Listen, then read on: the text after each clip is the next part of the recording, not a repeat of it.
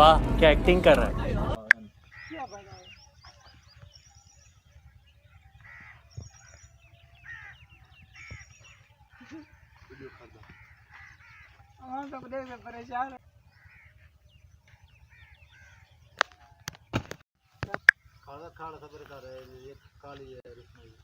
इतना सही है।